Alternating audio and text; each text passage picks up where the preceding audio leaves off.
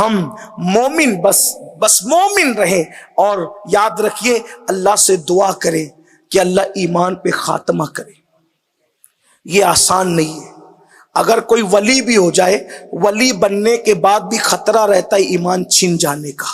بہت سے ایسے اولیاء کی فہرست ہے کہ جن کا ایمان چھن گیا۔ ایمان کس کا مرتے وقت چھنا جاتا ہے اس پہ بھی اشارہ دے دو۔ نمبر 1، جو نماز میں سستی کرتے ہیں، ڈر ہے کہ مرتے وقت ان کا ایمان چھینا جائے گا۔ نمبر 2، جو لوگوں کو حقیر سمجھتے ہیں، ڈر ہے کہ مرتے وقت ان کا ایمان چھینا جائے گا۔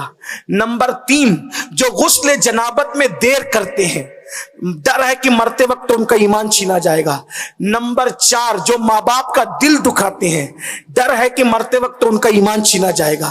نمبر 5، جو صلہ رحمی نہیں کرتے، اپنے رشتہ داروں کے ساتھ حسن سلوک نہیں کرتے، ڈر ہے کہ ان کا ایمان چھینا جائے گا۔ نمبر 6، جو عالم ربانی کی توہین کرتے ہیں، ان کا احترام نہیں کرتے، ان کو حقیر سمجھتے ہیں، ڈر ہے کہ ان کا ایمان مرتے وقت چھینا جائے گا۔ نمبر 7، جو لوگ اسلام میں بوڑھے ہو جائیں، لوگ ان کو حقیر سمجھتے ہیں، ڈر ہے کہ ان کا ایمان مرتے وقت چھینا جائے گا۔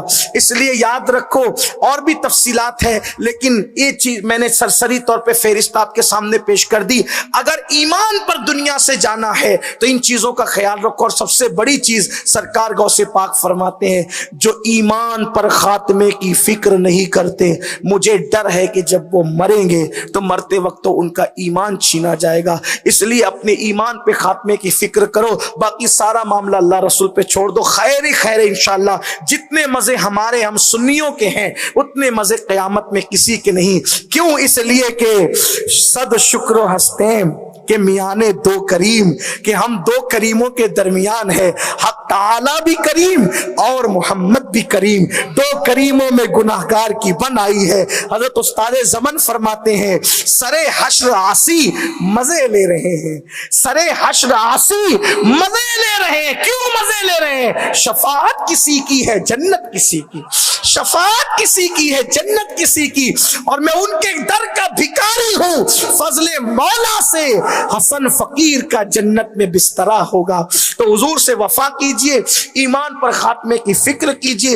امام اہل سنت سید اعلیٰ حضرت فرماتے ہیں کہ میں جتنے ولیوں سے ملا، میں ایک ہی تمنا لوگوں سے دعا کرواتا رہا کہ دعا کرے کہ میرا خاتمہ ایمان پر ہو۔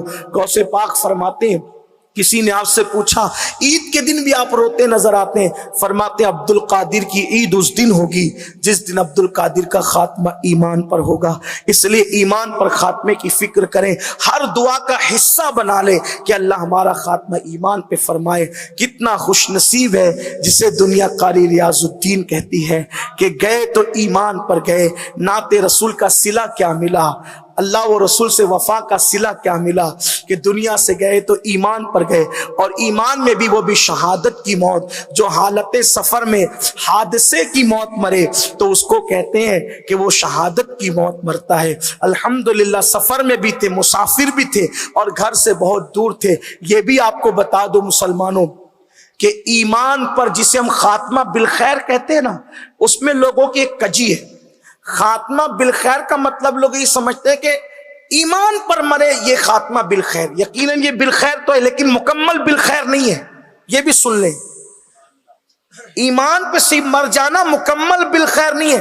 مکمل خاتمہ بالخیر اس کو کہتے ہیں کہ ایمان پر بھی مرے اور گناہوں میں نہ مرے، غفلت میں نہ مرے، یہ مکمل خاتمہ بالخیر ہے۔ اس لیے دنیا کی دھن سے باہر نکلو، کیونکہ آدمی جس دھن کو لے کر دنیا میں رہتا ہے، مرتے وقت اس کے ذہن میں وہی